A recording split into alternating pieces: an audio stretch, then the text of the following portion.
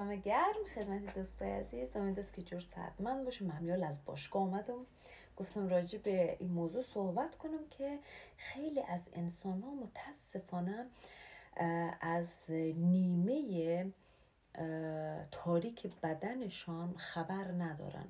خب یک دانه کتاب من خواندم دو سه روز پیش. من هر کتابی رو که میخوام سعی میکنم مثلا دو سه بار بخونم، به خاطر که قشنگ بفهم راجع به چی صحبت میکنه، گپایش اینا رو بگیرم. بعد در کتاب نوشته بود که اگر مثلا یک مشکلات در زندگی داری، حالا با دوست پسرت یا دوست دخترت یا فامیلت، یعنی این در خود من پیش آمده بود. خب من تقریبا یک چند سال بود دنبال یک راه حل بودم که چرا از یک فردی که در داخل زندگیم هستم، چرا من اصلا مثلا با این حال نمیکنم، هر کاری میکنم مثلا خوشیم نمیاد، بعض از رفتاراش اینا رو اصلا دوست ندارم.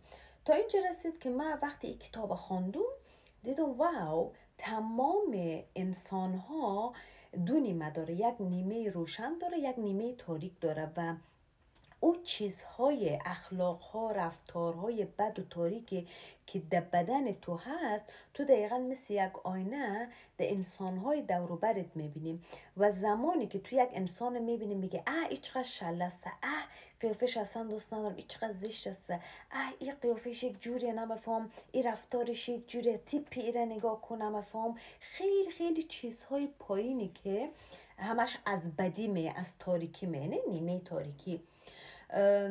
بعد دی میرسه که تمام چیزهایی را که تو نسبت به انسان ها میبینی و بدت میآید، دقیقا اونا از درون خودته. یعنی که تو همونجوری هستی.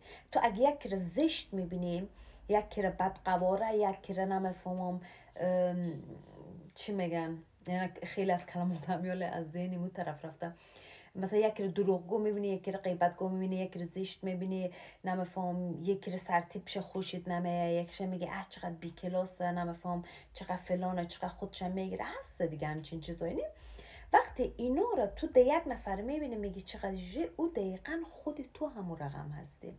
و تا زمانی که ایره تو با وجود خودت میفهمی که مثلا یک دوست من، یک انسان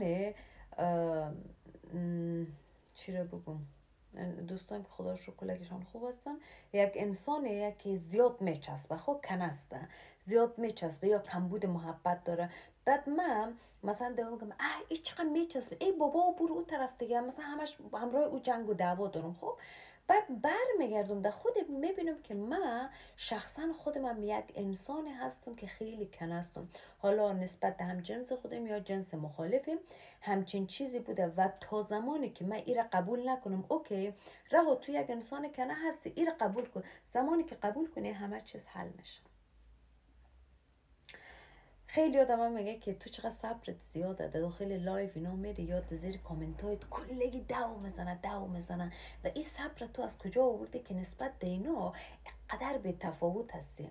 به خاطر که من کتاب میخوانم میفهم که انسان هایی که بد برای تو نوشته میکنه دقیقا تاریکی درون خودش برای تو نوشته میکنه.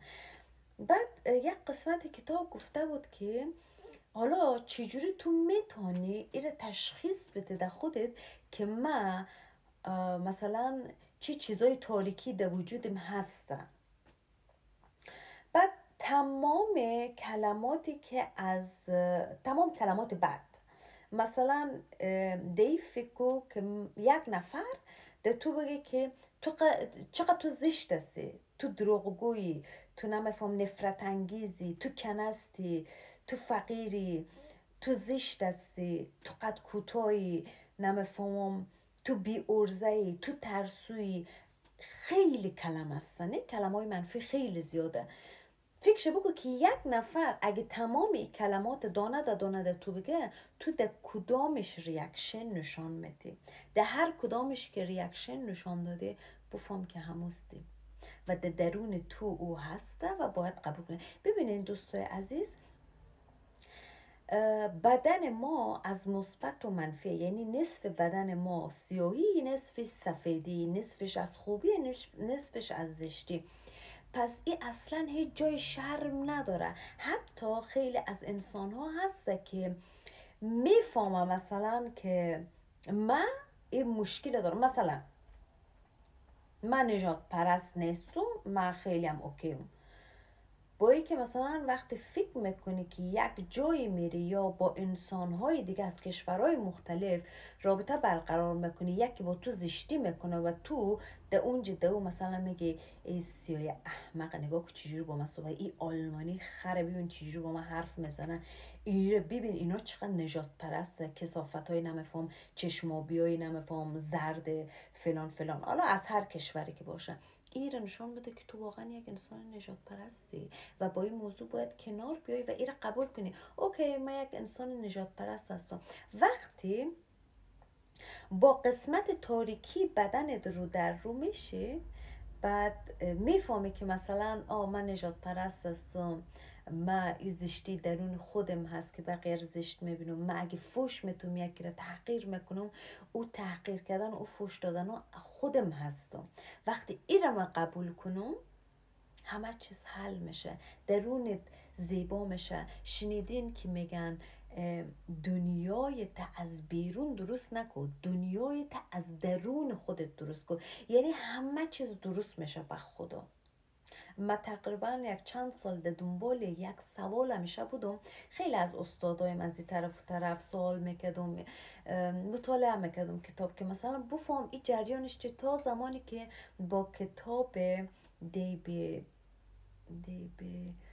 چه اگه بنویسین در اینترنت هست، خواهش میکنم شما هم گوش کنه، خیلی کمکتان میکنه.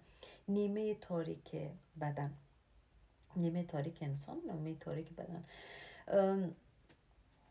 منویسم اینجا میذارم براتون. وقتی این مطالعه میکنین میبینین واو چقدر مشکلات ها رو انسان میتونه با خودش حل کنه. زمانی که با نیمه تاریک بدنت آشنا میشی، نصف دیگه از دنیای بیرونت تو میتونه حل کنی، چون در درون خودت وارد میشه و تمام او تاریکی های خودت، او زشتی های تا میبینی و اونا رو قبول میکنی. که گفتم متاسفانه خیلی ها با خودشان میگه نه ما اینجوری نیستیم، ما فلان هستیم، حتی در خودشان دروغ میگه.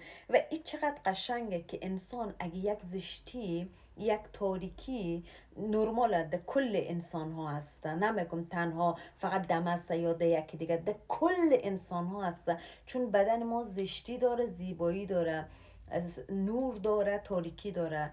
یعنی هر چیزی که بر مخالفش کلمه هست در وجود همه انسان ها هسته. بعد مثلا از این طریق تو میتونی خیلی مشکلات تا حل کنی، خیلی راه ها برات باز میشه، دنیای بیرونت خیلی قشنگتر میشه وقتی از درون دنیای درونت درست کنی، با او تاریکی ها رو در رو شوی، ازشان نترسی و تمام زشتی هایت در بغل بگیری و بگی که مثلا این من مشکلات دارم، این زشتی ها را دارم، این بدی ها را دارم. وقتی که قبول میکنی دنیایت کاملا آباد میشه. خیلی قشنگه عزیزای دل. سعی کنین کتاب زیاد مطالعه کنین، کتاب زیاد بخونین، حداقل روزی 1 ساعت برای خواندن کتاب بذارین. کتابایی که راجع به روانشناسی، راجع به انسان، راجع به انرژی، راجع به خودشناسی، راجع به روانشناسی، راجع به زن و مرد، راجع به بچه است، راجع به تولید انسان، راجع به فیزیک، راجع به هر چیزی که دوست دارین کتاب بخونین که اطلاعاتتون بره بالا. اطلاعاتتون وقتی بره بالا، شما خیلی از سوالایی که در ذهنتان هست راه حلش دارین، جوابش دارین و در راحتی میتونین، یعنی با مطالعه کردن زندگی براتون آسان تر میشه، راحت تر میتونین یک رابطه رو پیش ببرین، راحت تر میتونین زندگی کنین، راحت تر میتونین با مشکلات دور و برتون چجوری مقابله کنین، چجوری برخورد کنین با انسانهای اطرافتون، با انسانهای بد، با انسانهای خوب، و در زندگیتون خیلی کمک میکنه. کوچیک کلگیتان هستم و بزرگ خیلی هایتان که از ما کوچکتر هستین، ایره خواهرانه، دوستانه، هر جوری که از ما قبول میکنین قبول کنین. کتاب زیاد بخونین. یعنی وقتی که کتاب بخونی خیلی از مشکلات تو حل میشه. من درم دنیای بیرون میبینم چه رقمیه. دوست